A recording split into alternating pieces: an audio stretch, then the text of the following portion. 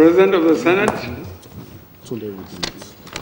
the Speaker, House of Assembly, members of the National Assembly, honorable ministers, the Secretary to the Government, the Chief of Staff, ladies and gentlemen.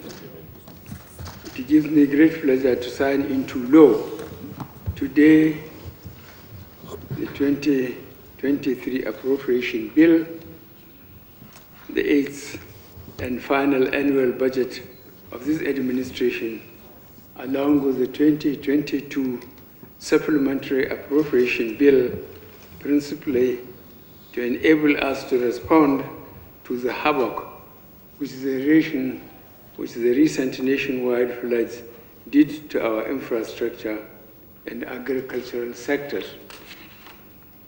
I would like to sincerely thank the Senate President, the Speaker of the House of Representatives, and all the distinguished honorable leaders and members of the National Assembly for the expeditious consideration and passage of the appropriation bill. As I mentioned during the presentation of the 2023 appropriation bill, early passage of the budget proposal is critical to ensure effective delivery of our legacy projects, a smooth transition program, and effective takeoff of the incoming administration.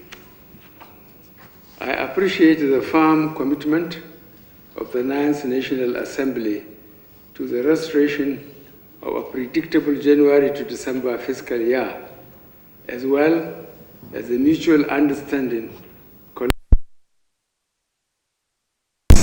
between officials of the executive and the legislature and the legislative arms of government.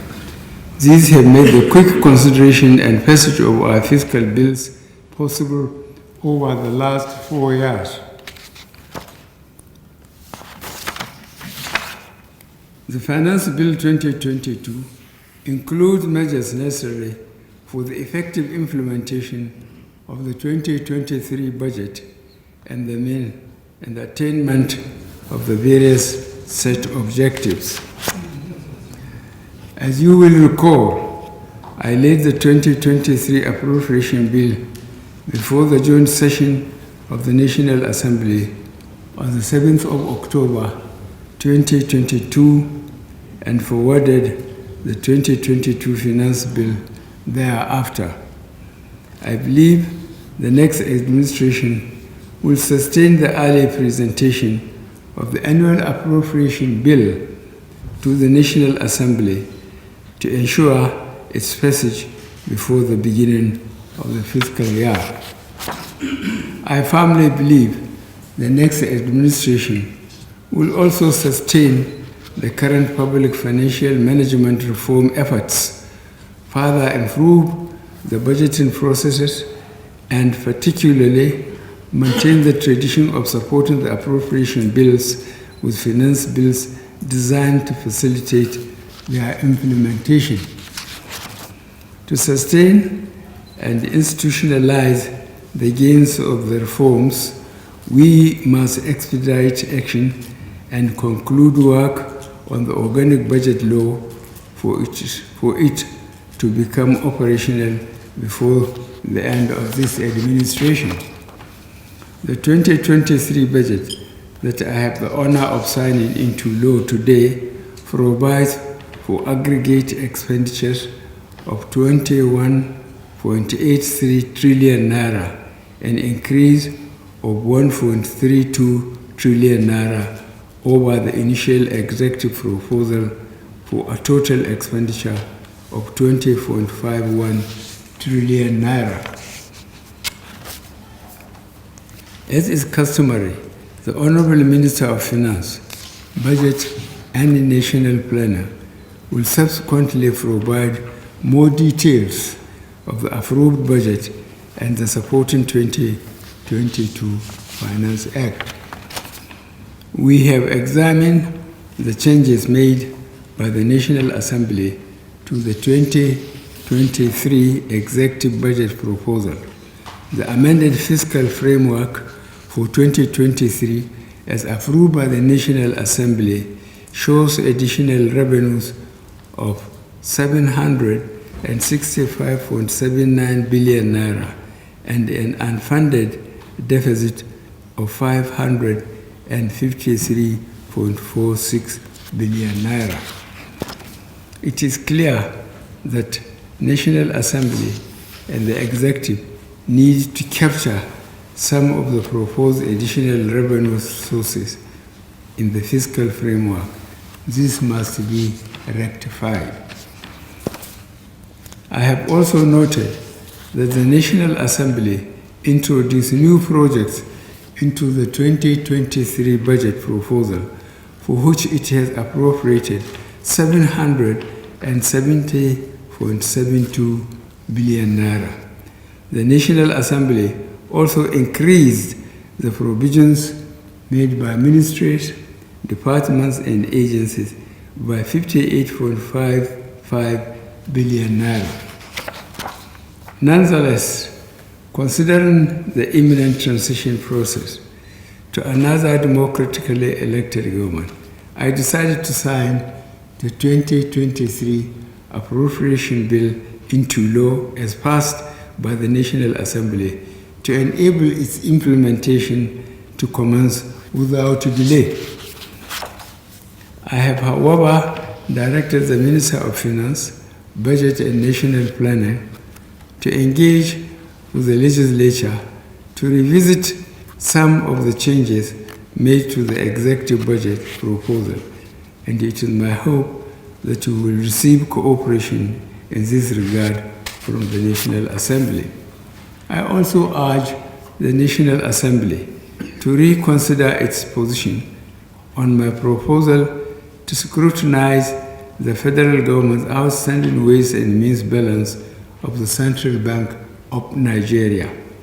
As I stated, the balance has accumulated over several years and represents funding provided by the CBN as lender of last resort to the government to enable it to meet obligations to lenders as well as cover budgetary shortfalls in projected revenues and or borrowing.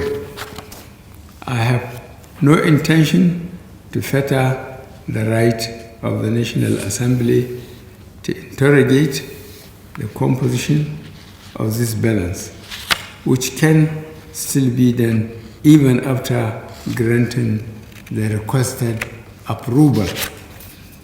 Failure to grant the securitization approval will, however, cost the government about 1.8 trillion naira in additional interest in 2023, given the differential between the applicable interest rates, which is currently monetary policy rate plus 3%, and the negotiated interest rate of 9%, and a 40-year repayment period on the scrutinized debt of the ways and means.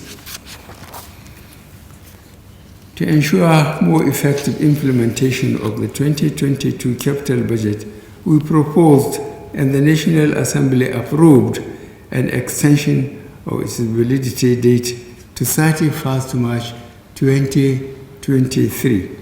I would like to appreciate the cooperation of the National Assembly on this. The Ministry of Finance, Budget and National Planning will work towards early release of the 2023 capital votes to enable ministries, departments, and agencies to commence the implementation of their capital projects early in support of our efforts to deliver key projects and public services, as well as improve the living conditions of our people. As I mentioned during the presentation of the 2023 appropriation bill, the budget was developed to promote fiscal sustainability, macroeconomic stability, and ensure smooth transition to the incoming administration. The budget was also designed to promote social inclusion, strengthen the resilience of the economy. Adequate provisions have been made in the 2023 budget for the successful conduct of the forthcoming general elections and the transition program. To achieve the laudable objectives of the 2023 budget, we must achieve our revenue targets. MDAs and government-owned enterprises must intensify their revenue mobilization efforts, including ensuring that all taxable organizations and individuals pay taxes due. Relevant agencies must sustain current efforts towards the realization of our crude oil production and export targets. To augment available fiscal resources, MDAs are to accelerate the implementation of public-private partnership initiatives, especially those designed to fast-track the pace of our infrastructural development. This being a deficit budget, the associated borrowing plan will be forwarded to the National Assembly shortly. I count on the cooperation of the National Assembly for a speedy consideration and approval of the plan.